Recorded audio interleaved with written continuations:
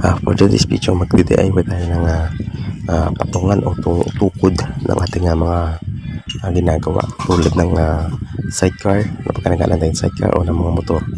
Yan, gamit ating tubo, scrap lang din to guys, tubo, itong 1.5 by 1.5 na tubular.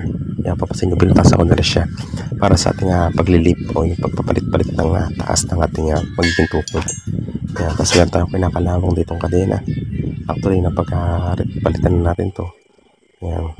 Ang first step natin dito yung sprocket tsaka yung rear sprocket tsaka front sprocket. Pag-i-assign lang natin yan sa pinaka-center niya para yung ating tubo hindi lulusot yan kapag winelding natin dyan. Yun ang purpose ng ating sprocket dyan. Kaya meron tayong sprocket na maliit tsaka ng malaki. Yan. Tsaka ko winelding dyan yung pinaka-tubo na hindi ko alam po anong circumference o yung diameter ng tubo na yun Pero pasok dyan yung 1.5 by 1.5 na tubular. Yan. Ang purpose lang ng kadena natin ay papaikot ko lang dito sa pinaka-sprocket niya para hindi makatusok. Yan. Ganun lang purpose ng ating chain dyan. Kaya ko siya nilagyan. Dito sa portion na yan, sa taas na yan, nilagyan ko siya ng gatla para sa maging stopper ng pako. Ayan. So may butas na kasi yan guys. Tapos dito, gumamit din ako dito ng angle bar para sa pinaka magiging tukod niya. Yung pinaka sasaluyan sa ating itutukod dyan.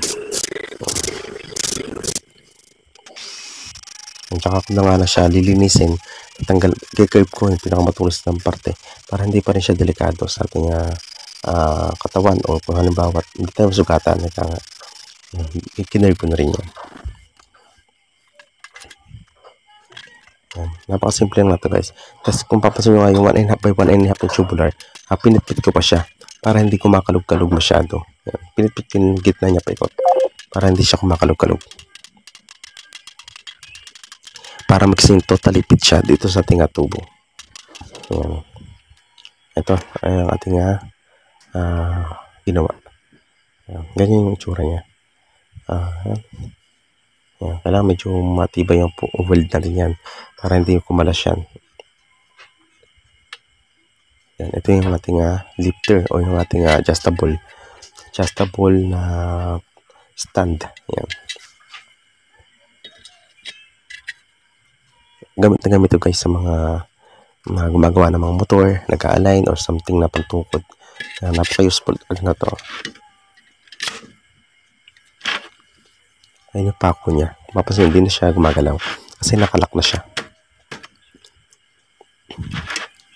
Yan, nakalak na siya kaya sumusunod na yung ilalim niya. Pero mas minabuti ko, nabutasan pa rin yung tubo niya. Yan, papansin yan, sa tubo na yung nakabutas. Pwede rin naman yung sa taas, pwede rin dito sa part ng gitna. Hindi, sa gitna, mapapansin yung bintasan ko siya dyan sa gitna. Para kahit naiangat natin yung gitna, hindi may iwan yung pinakatubo. Yan, bintasan ko siya dyan. Yan, ganyan yung itsura niya.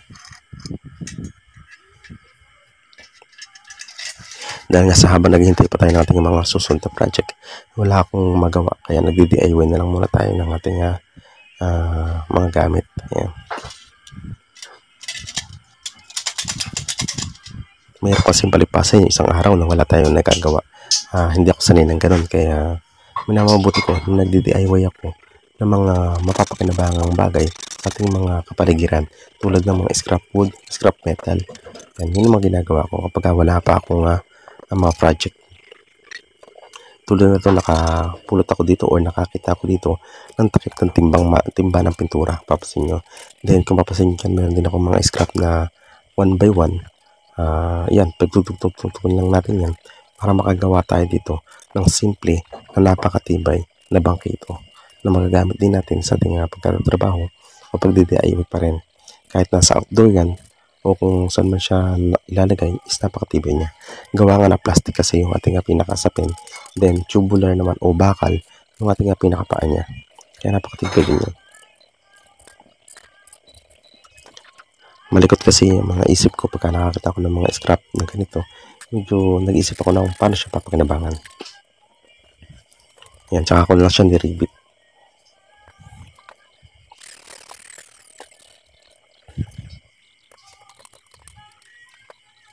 Para matibay talaga siya.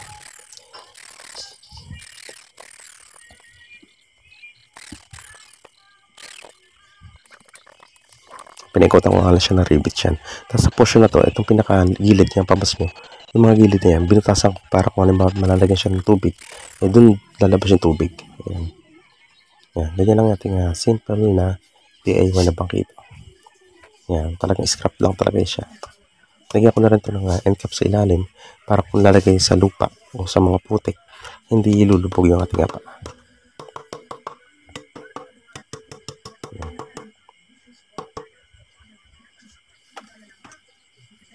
Yan, medyo malikot kasi yung imagination natin, kaya pagka nakakita ko ng mga materials na nanghinayang din ako ibenta agad sa bakal bote, gumagawa muna ako ng mga mga ganitong mga DIY na hindi siya masasayang, magiging papakinabang pa rin siya.